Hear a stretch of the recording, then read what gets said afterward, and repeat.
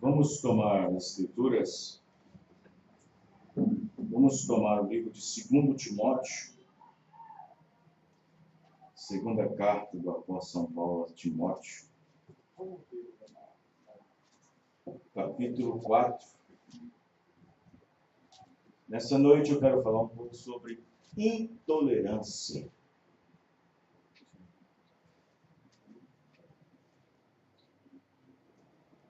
Intolerância.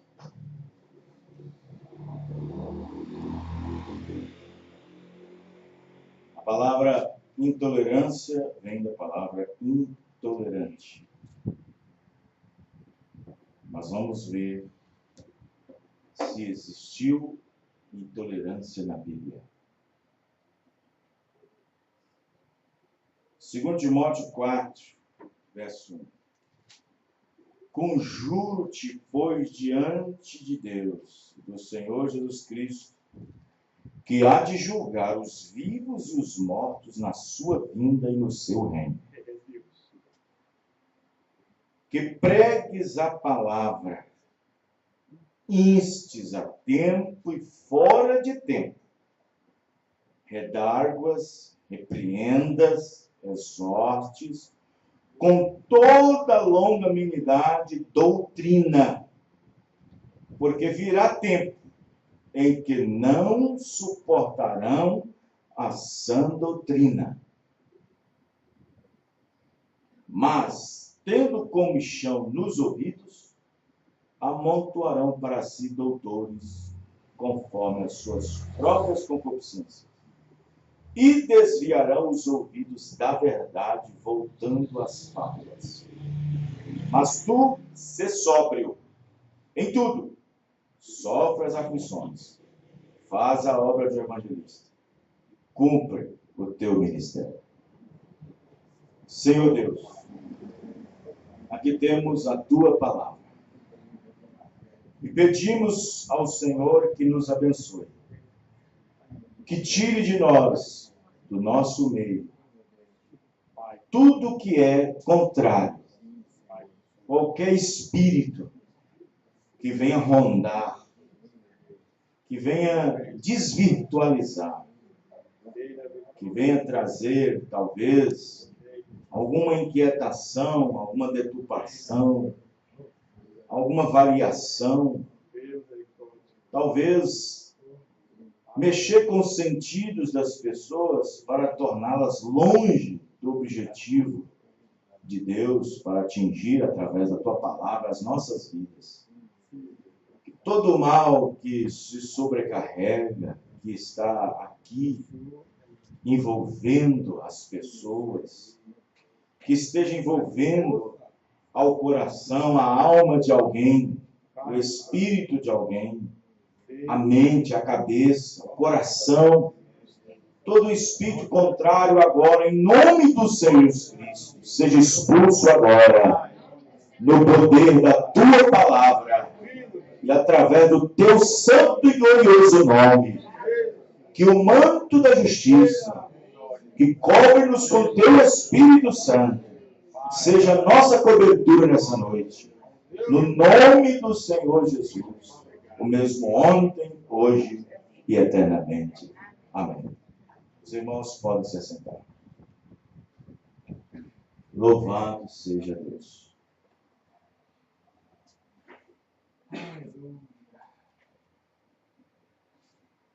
Nós sabemos que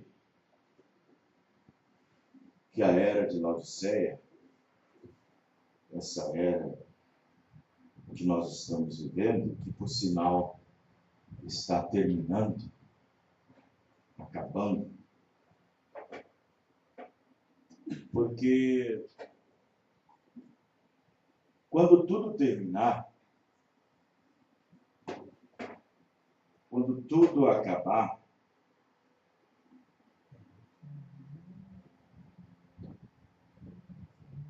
quando tudo terminar, é exatamente quando tudo terminar, é que as pessoas que viveram sobre essa terra e que tomaram o nome de cristão e que levaram o nome de Cristo, quando tudo acabar, quando o arrebatamento acontecer, sejam uns indo no arrebatamento, ou seja, outros ficando para trás, será nesse dia que todos saberão quem na verdade eram. Será nesse dia quem na verdade exatamente era.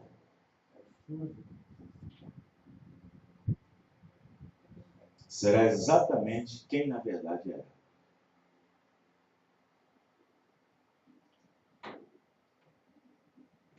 E se ficar para trás, existe outro problema, outro dilema. Morrem na grande tribulação, isto é, se morrer pelo nome de Jesus Cristo. Se morrer dando testemunho da mensagem que ele estava vivendo na terra. Porque o concílio mundial de igrejas vai apertar o cerco. E aqueles que ficaram para trás vai ter que negar a mensagem que ele cria, que ele tanto defendeu. Isto é, se não negar o nome de Jesus Cristo. Não negar a palavra. E mesmo passando pela grande tribulação, tem outra coisa. Não ressuscitam até que chega o trono branco. E ainda terá que enfrentar o trono branco. Terá que enfrentar o trono de juízo, onde as virgens nessas vai ser julgado. Isto é, se já ficou para trás, já é virgem nessa, né? Se já ficou para trás e não foi um arrebatamento, já é virgem nessa. Vai ter que enfrentar ainda o trono branco. E sendo julgado pelas coisas que estão no livro. E depois disso, se o nome estiver no livro ainda, é que entra. Veja só que situação. Os irmãos entendem? Que viagem, vamos dizer assim. Que trajeto. Primeiro trajeto, fica para trás. Você descobriu quem você era. Você sabia que nesse tempo todo você viveu apenas de aparência cristã. Você não tinha nada. Não tinha Espírito Santo, não tinha revelação, não tinha nada. Aí tem que enfrentar o trono, a grande tribulação. Tem que enfrentar Roma. E Roma não vai enfrentar a denominação. Roma vai enfrentar o tabernáculo. A mensagem que fica para trás. Ou você aceita a marca da besta, isto é, a fé da Igreja Católica, ou continua crendo na mensagem. Para poder morrer através dela, não sabemos que tipo de morte será, se vai ser queimado, se vai ser triturado, se vai ser furado de peneira de bala, ninguém sabe. Mas vai ter que passar pela grande tribulação. Fica 1000 anos debaixo da terra, 1000 anos numa dimensão, até vir a segunda ressurreição. E na segunda ressurreição é levar todo mundo para a frente do trono branco para serem julgados, justos e injustos. Depois de tudo ainda sendo julgado, porque parágrafo 35, 36 não tinha sido o teu próprio entendimento, será julgado o que você fez com a mensagem que você recebeu. A sua atitude agora, no dia a dia, ontem, antes de ontem, mês passado, o ano passado, está demonstrando sua atitude para com ela. Os irmãos entendem? Então, será no fim, no tempo do fim. É como diz um velho provérbio. Será que tem do outro lado quando eu morrer? Seja crente ou não crente, seja salvo ou não salvo, quando ele fecha os olhos, ele saberá onde vai parar. Ele saberá onde vai parar. Porém, não pode voltar atrás e dizer, gente, eu vim para esse lugar aqui, ó. Não. A parábola do rico é apenas uma parábola. Quando ele mostrou para Abraão onde ele estava, sofrendo. Então nós saberemos realmente quem somos. Agora, a própria Bíblia, antes do arrebatamento, mostra quem somos. Nesse exato momento, agora, nesta noite, só quem sabe quem somos é Ele. Às vezes tem cristão que nem sabe quem ele é. Mas só quem sabe quem nós somos agora é só Deus. Quando tudo terminar e você ficar para trás, aí você saberá quem você era. Você saberá quem você foi. Quem você era. Porém, Ele, a própria palavra, Ele sabe quem somos nós, porque a Bíblia diz que a palavra é apta. Amém, irmãos? Para discernir. E ela discerne tudo. E revela quem somos. Para Ele. Nesse momento, podemos viver de uma cobertura, de uma religião, nome de mensagem, nome de crente. E enganar João, Joaquim, Tião, Maria, e enganar o pastor. Mas a Ele, a palavra que discerne tudo, sabe quem somos. Amém, irmãos? Mas se você ficar para trás, você saberá quem você era. E aí você saberá o que você vai ter que enfrentar daqui para frente. Até agora, não. Agora nós estamos aventurando. Estou falando daqueles que estamos presumindo.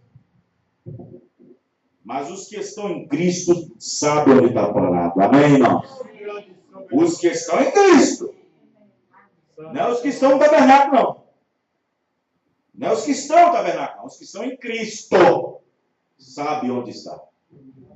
Sabe o que tem feito. Sabe o que essa mensagem significa.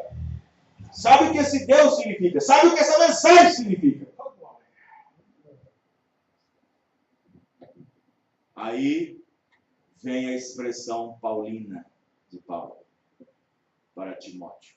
Timóteo, eu sei que é difícil, não está fácil, está difícil mesmo, mas olha, meu conselho é inste em tempo, fora de tempo. Amém, irmãos?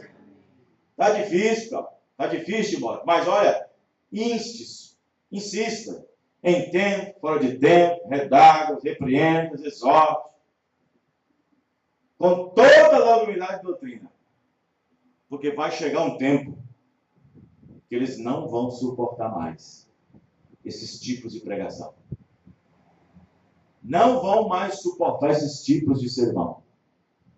Não vão mais suportar essas repreensões. Porque, diz o profeta, há um espírito no mundo de Laodiceia, que é um espírito que levantou para levantar contra Deus, contra a sua palavra, nas pessoas. Quem entendeu, irmãos? Então, um dia, a irmã Meda Brana, esposa do profeta, presta atenção, esposa do profeta irmã Brana, estava num culto. E naquele culto, a própria esposa do irmão Brana ficou vermelha com a própria pregação do irmão Brana, seu marido. Ela ficou da cor dessa camisa. Sabe por quê? Por causa do tom, do teor da mensagem de juízo e de condenação naquela noite. Passado mais uns 2, 3 dias, a irmã Meda chega para o irmão Brana e disse: Bill, chamava o irmão Brana carinhosamente Bill, parece que não importa o tanto que você fale. As pessoas continuam a mesma coisa. Parece que não importa, parece que eles não dão ouvido à sua mensagem, Bill. Eles não dão ouvido à tua mensagem, Bill. Parece que estão a mesma coisa, não mudou nada. A irmã Brana responde para sua esposa assim: Meda, eu sei disso. Mas alguém tem que continuar dizendo. Os irmãos entendendo? Mas alguém tem que continuar dizendo, entendeu? Alguém tem que continuar dizendo. Às vezes tem pessoas que falam assim, pastor, vai lá em casa para conversar sobre isso. Vai lá em casa. Irmão, tudo que é pregado aqui em cima do púlpito é suficiente. Vocês estão entendendo? O que é pregado aqui em cima do púlpito é suficiente.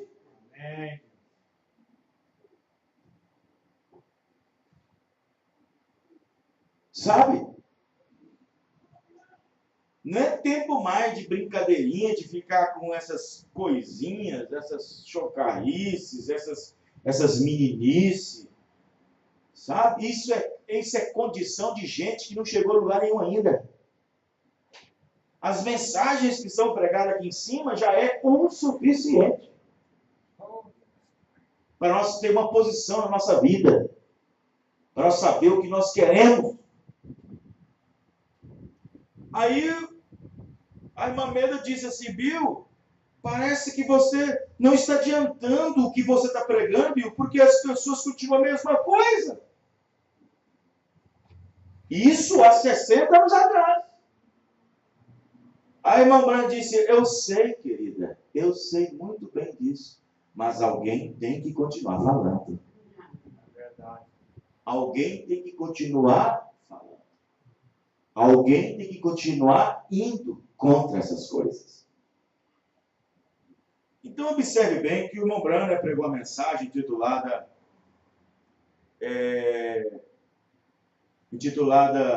A Igreja e Sua Condição, parágrafo 80 e 81. Veja bem o que aconteceu. Preste bem atenção.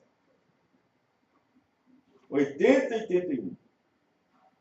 Ele diz o seguinte, eu encontrei uma jovem dama outra noite, embaixo, em Shreveport.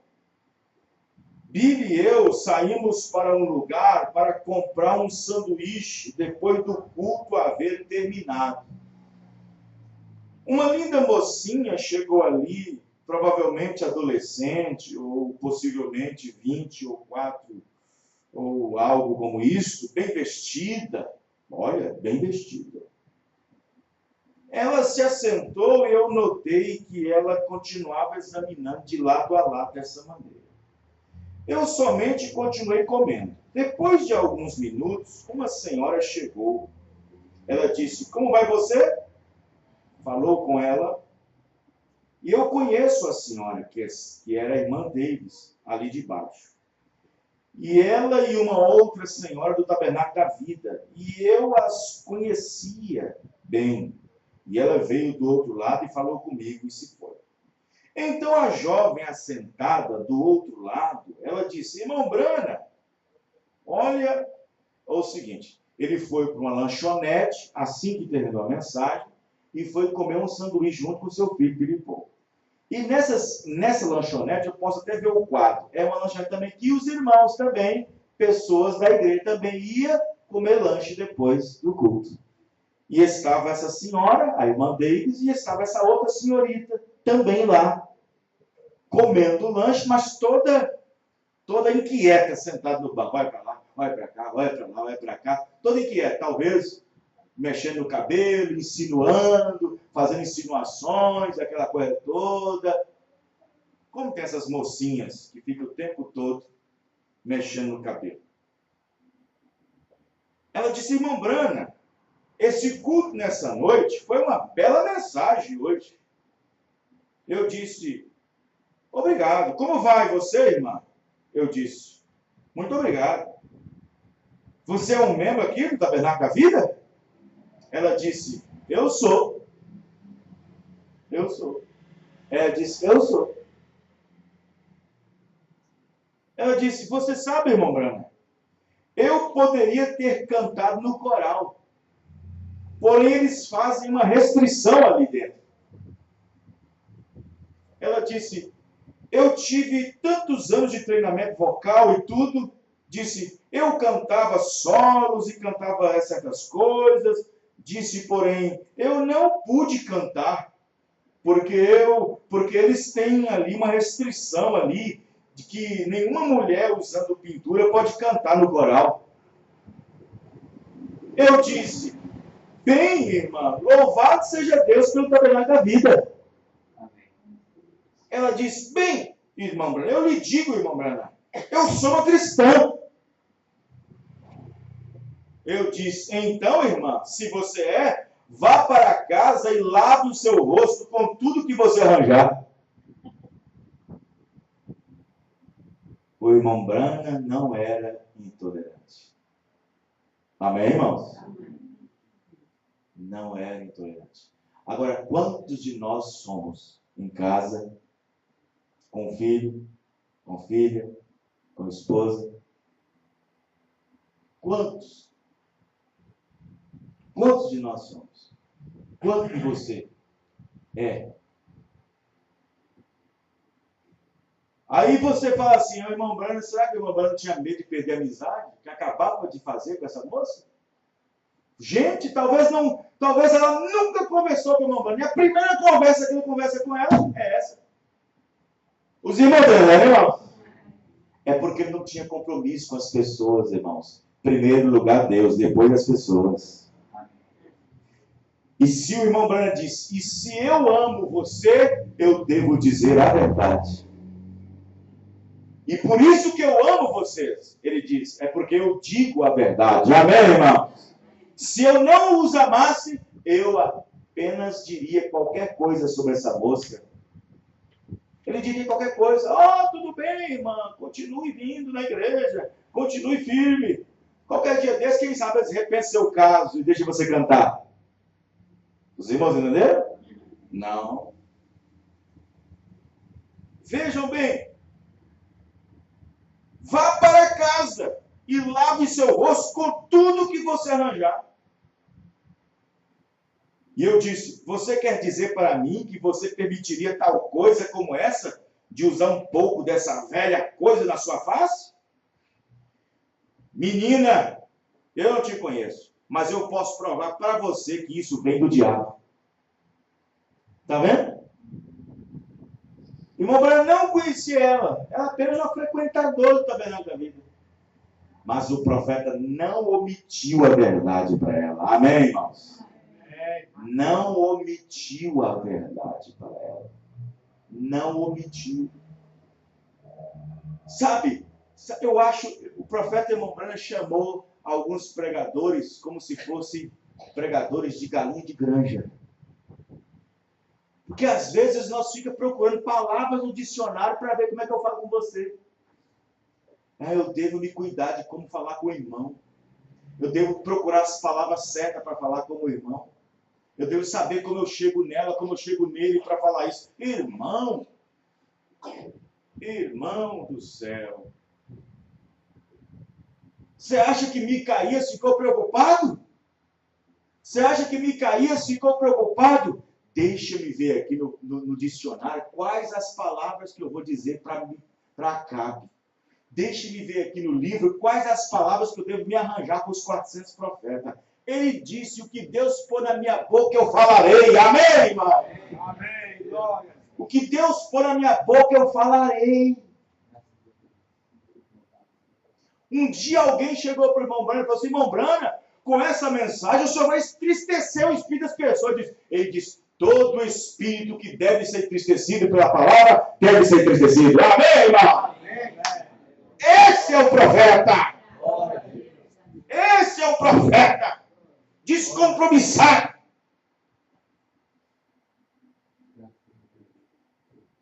Descompromissado com as coisas desta vida.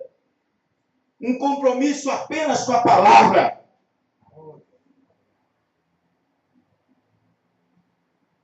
Esse é o profeta.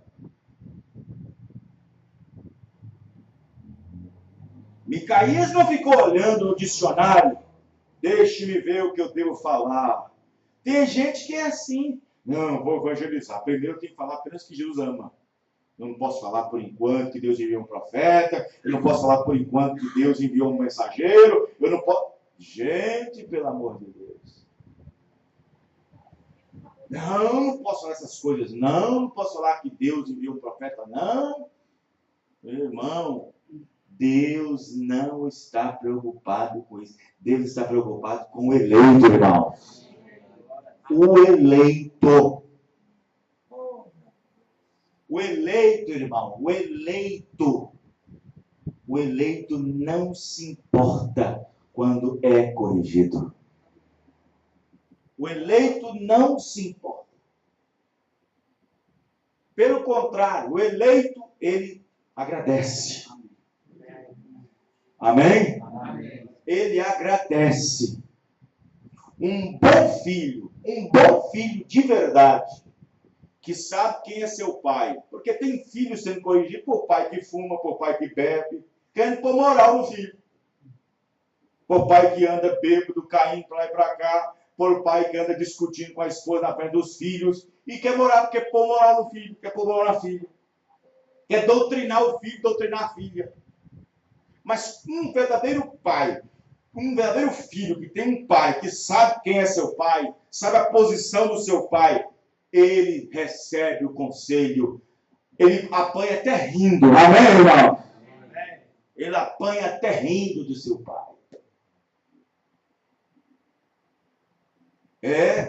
Um verdadeiro filho ama a correção, diz a Bíblia. Não é assim? A Bíblia diz assim? Que o Filho de Deus ama a correção? E que Deus ama corrigir o filho dele? Ué, irmãos, então a coisa ficou invertida. Mas hoje não. Hoje não, as pessoas se aborrecem. Hoje é um aborrecimento total. Hoje é um aborrecimento. As pessoas não querem serem contrariadas. As pessoas não querem aborrecimento. Não querem ser aborrecidas. Não querem ser paradas na porta. Aqui você não entra, em outras palavras. Não querem ser esbarradas. Não.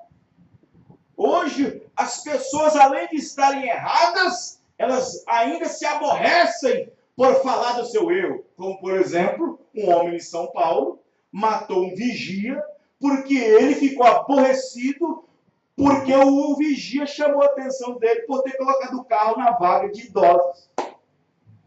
Ele estava errado e foi chamar a atenção, se aborreceu, estando errado, ficou contrariado de ter chamado ele a atenção por ele estar errado.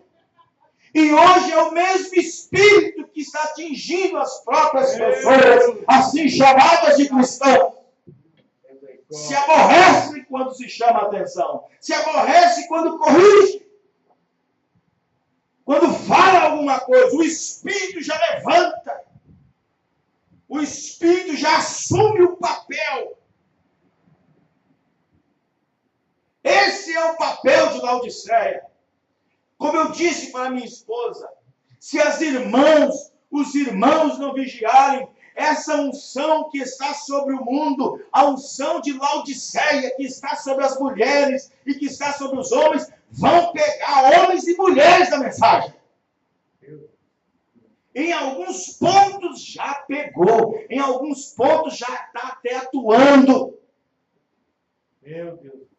Fala assim, pastor, qual o espírito de uma mulher laodiceana concernente à obediência?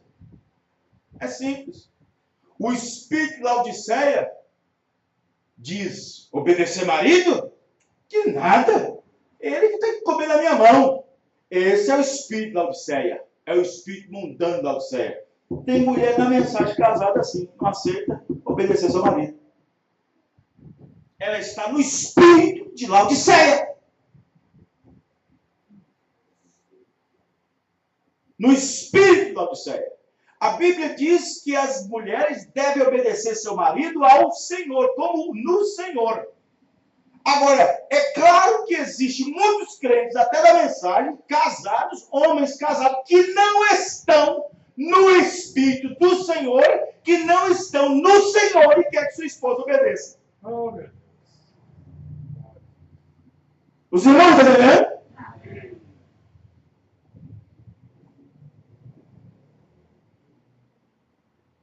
Tudo tem que ser uma engrenagem. Tudo que tem que estar engrenado, como nós falamos ontem, lá em Birité.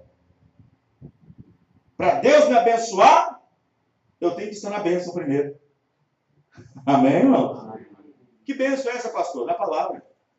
Para Deus me abençoar, eu tenho que estar na bênção primeiro. Na palavra. Porque Deus prometeu nos abençoar estando na palavra.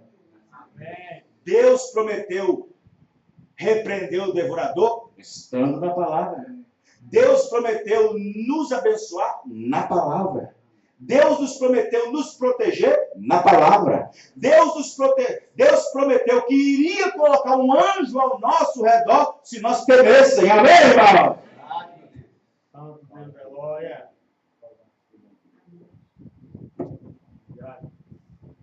Então, nós vivemos exatamente a característica dessa era.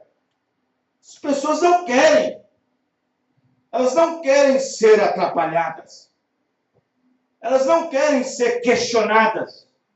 Cuida da sua vida que eu cuido eu. Você pode, pastor, o senhor pode mandar na igreja, mas aqui na minha casa quem manda sou eu. Tem espírito assim. Tem demônio assim. Lá na igreja o senhor pode pregar o que quiser, mas aqui na minha casa a moral é minha.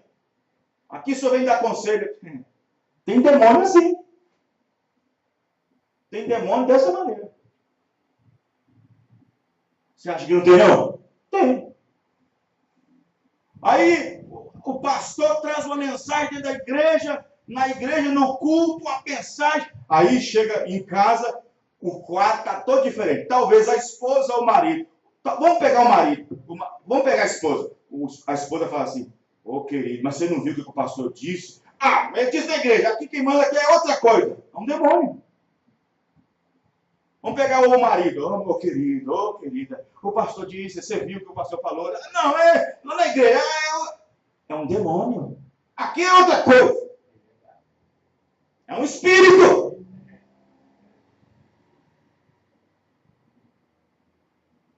Então as pessoas não querem ser atrapalhadas. Elas não querem ser questionadas. Elas querem fazer valer suas opiniões, seus conceitos, direitos. Por isso que eu sempre falei uma vez, todo cristão deveria ler uma vez por vez a mensagem e ver sua posição. Para entender o que significa ovelha. Para entender o que significa ovelha. Ovelha não tem direito. Amém? Amém. Mas é o espírito da era. Aí o profeta disse, o profeta disse, vê você? Não importa, querida. Eu sei muito bem disso. É o espírito da era. Mas alguém tem que continuar clamando. Alguém tem que continuar falando. Alguém tem que continuar clamando. Porque se não tiver uma voz aqui, como que essa voz vai aparecer lá no juízo outra vez? Porque a mesma voz que está ecoando aqui é a mesma que vai ecoar lá no julgamento, diz o profeta. Os irmãos entenderam? É a mesma voz. É a mesma voz. Veja. Outra coisa que aconteceu. Quero que vocês prestem atenção nisso aqui. Outra coisa que aconteceu com o irmão Branham. Acho que é nessa mensagem mesmo. Deixa eu ver se é essa mensagem. Eu acho que é essa mensagem mesmo. Eu acho que é nessa mensagem. A igreja e sua condição. Irmão Branham chega a dizer... Aqui. Encontrei. Parágrafo 64. Olha só. Aqui uma vez eu preguei na igreja tão duro o quanto eu podia pregar. Numa certa cidade. E havia milhares de pessoas ali. Eu fiz uma chamada de altar e eu pensei que eu cobria todo o reino do pecado naquela noite.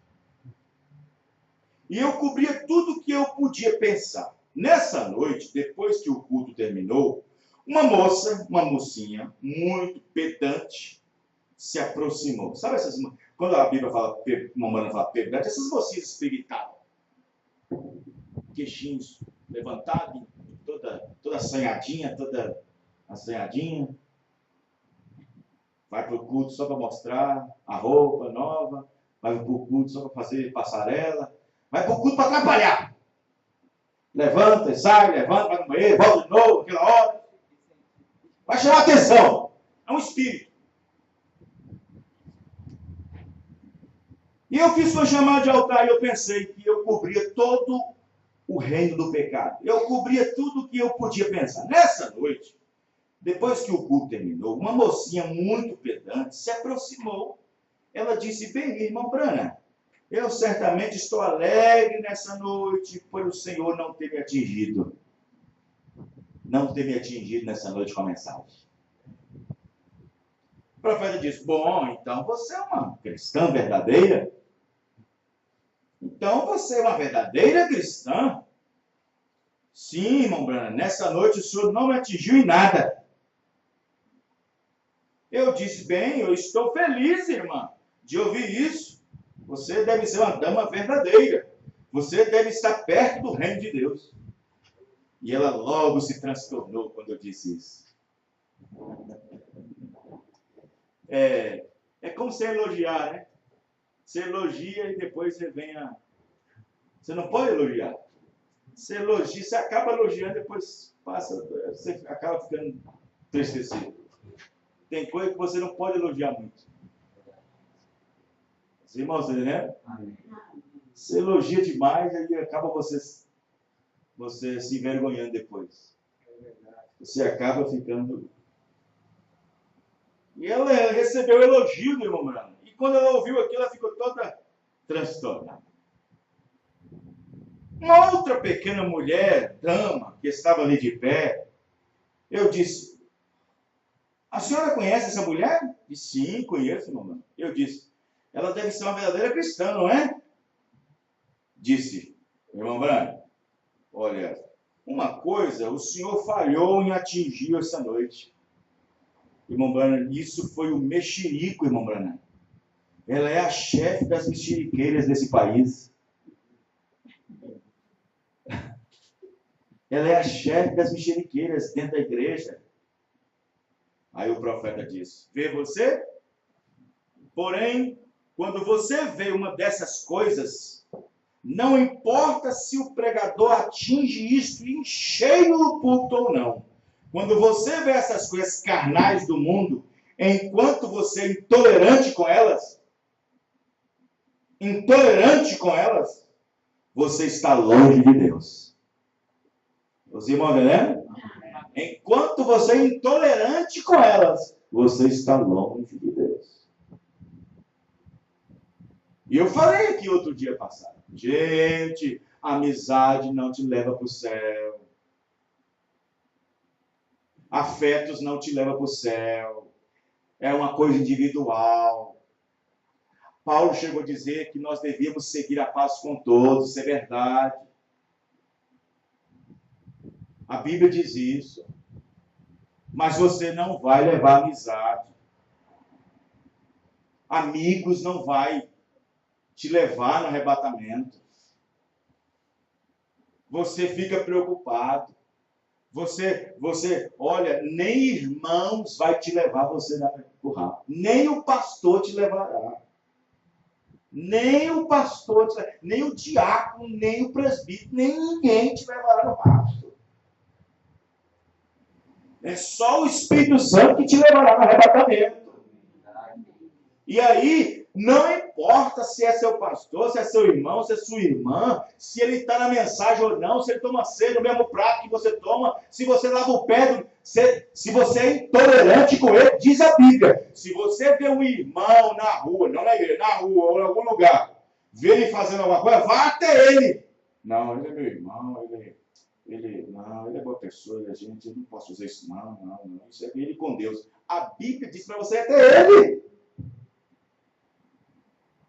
Vá até ele. E diga, irmão, isso aqui não está certo, irmão.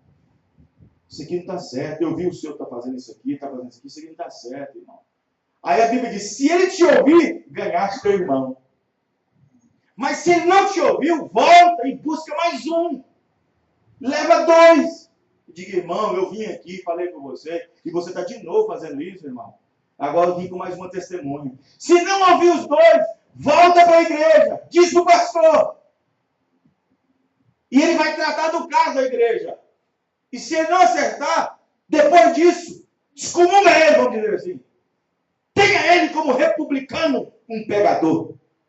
Diz Paulo, entrega ele para Satanás. Mas tem crente que é intolerante. Os irmãos estão entendendo, irmão? É intolerante. É minha mãe, é meu pai. É, irmão, eu tenho um pai que tem 65 anos. Eu vou, como um filho, não como rebelde, como um filho, como crente, como cristão. O senhor está errado. Se o senhor continuar assim, pare com isso. Além de trazer um câncer, vai levar o senhor para o inferno ainda. O profeta falou isso para o pai dele. O pai dele fumava. E se o senhor não parar com isso, além de dar um câncer, vai levar o senhor para o inferno ainda. Mas não é meu pai, é minha mãe, é meu vizinho, é minha vizinha, é meu irmão, é minha irmã. Você é intolerante.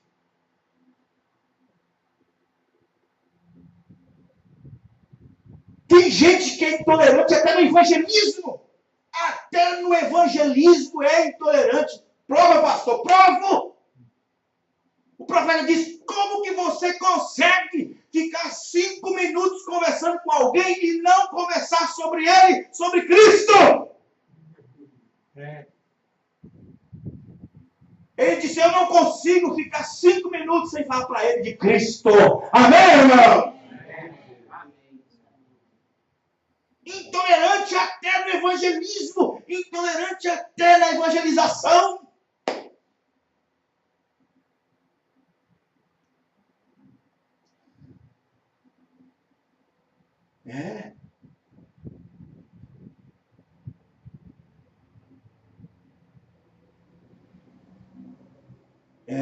Nós vamos tolerando, vai tolerando, sabe? Vai tolerando. O ministério de Micaías o tempo todo foi a mesma coisa, não mudou nada. Toda vez que ele tinha que falar para Acabe, é a mesma coisa, porque o próprio Acabe deu testemunho. Pois toda vez que ele vem falar comigo, só fala coisa ruim. Os irmãos, irmãos? Ele não era intolerante. Ele não era intolerante. Quer ver um caso? Quer ver? Olha esse caso aqui. Provando sua palavra. Provando sua palavra. 8. Uma noite, depois de eu falar aqui, pregando duro também, teve um homem que se apressou em volta da plataforma aqui atrás, enquanto eu saía pela porta. Estavam tentando me levar para o carro, porque estava muito cheio, né? E todo mundo queria pegar o irmão Branham, queria tocar nele, ou alguma coisa, ou falar com ele, ou receber uma oração com o seu irmão, e estava tentando levar até o carro. E este jovem disse, quero só dizer uma coisa para você, Billy. E alguns irmãos tentando me levar para o carro. Ele me disse, posso apenas lhe dizer uma coisa? O irmão Branham tinha fôlego ainda. Eu disse, diga, meu senhor. Ele disse, o Senhor estava falando hoje à noite sobre repreender essas mulheres do jeito que se vestia, daquela maneira. Disse, um homem da sua idade, fala para o irmão Branham, pensaria isso se tivesse na minha idade. Um jovem chegou para ele. Aí o irmão Branham disse, quantos anos você tem? Eu tenho 27. Meu amigo, quando eu era 10 anos mais novo que você, com 15 anos, eu pregava a mesma coisa. Amém, irmãos? Não mudou nada. E Satanás, irmão, ele está fazendo um arraso. Porque, vejam bem, você pega, por exemplo, a Era de Éfeso, parágrafo 67, se eu não me engano. Ele fala assim, ó, houve um tempo que a igreja era a igreja, vamos dizer assim. Aí ele fala assim, que a igreja caiu numa condição de uma depravação. Mas o que significa depravação? Aí ele fala assim, que a igreja já não mais importa o que Deus pensa, que o mundo pensa acerca delas. Vocês estão entendendo o que eu estou dizendo? Parágrafo 67, se eu não me engano. A igreja já não se importa mais do que o mundo pensa acerca delas. Antigamente, ainda tinha crente ainda que respeitava. Chegava uma pessoa incrédula, sabendo que ele é crente, até desligar a televisão. Hoje não chega fulano, vizinho, e continua com a televisão ligada. Sem se importar o que o mundo pensa acerca dela. Quem está entendendo, irmão? Intolerância! Se estiver passando aquela música, continua. Se estiver nu, continua nu. Se estiver sem camisa, continua sem camisa. Se estiver falando mal, continua. É intolerante. Ué, fulano tal está aqui hoje, tem culto na igreja dele, está aqui hoje tomando sorvete, está aqui hoje passeando, está no shopping, passando, tem culto hoje. Não está nem aí o que o mundo pensa acerca deles. Ué, aquele não é crente, aquele irmão não é crente, aquela irmã não é crente. Não está nem aí!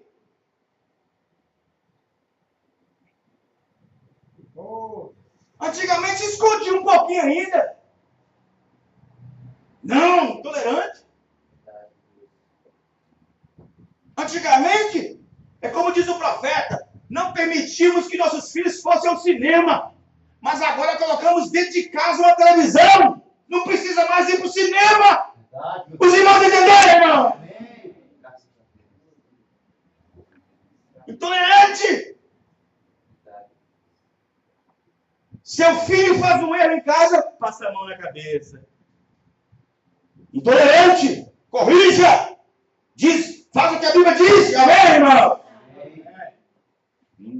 Mantenha firme, seja sempre o mesmo.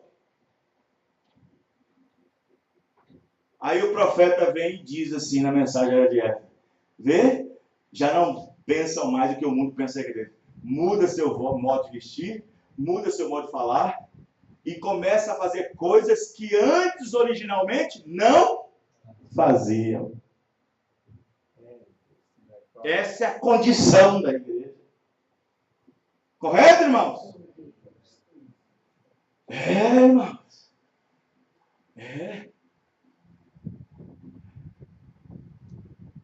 Intolerância.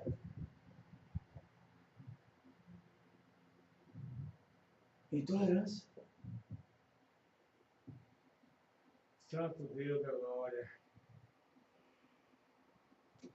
Na mensagem Águas da Separação, parágrafo 12, eu quero que vocês notem uma coisa. Uma multidão mista subiu e aquilo causou problemas entre eles quando chegaram ali. Agora, veja bem, os nossos argumentos são fracos demais para Deus, irmão. Sabia disso? Os nossos argumentos são fracos demais. Os nossos argumentos são fracos para Deus. O profeta vem e fala assim, ó, pega uma espingarda, uma cartucheira. Ah, mas a minha esposa vai chorar. Ah, mas ela vai pirraçar, vai fazer greve de casal à noite.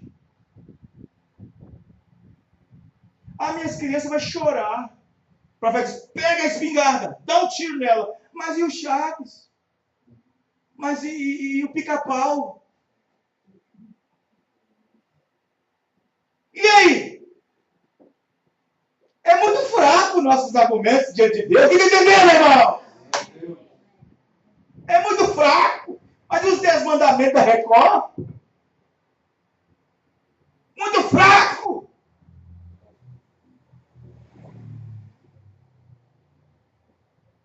Antes nós tínhamos medo de colocar um notebook ou uma internet dentro de casa para os nossos filhos não ver coisas terríveis. Mas fica 10, 12, 8, 5 horas com a cara no computador, perdendo tempo vendo desenho, não pode fazer nada. Verdade, meu Deus. Glória. Glória, meu Deus. Aleluia. Tudo. Os irmãos entenderam, irmão? Maior. Mas eu também estou nisso também, eu também estou envolvido. Nossos argumentos é fraco diante de Deus. Porque nós ficaremos preocupados que o filho vai chorar, vai pirraçar, vai dizer que vai até sair de casa, vai dizer até mesmo que não vai ser bom na escola mais. Sim, vai fazer coisas para poder pirraçar.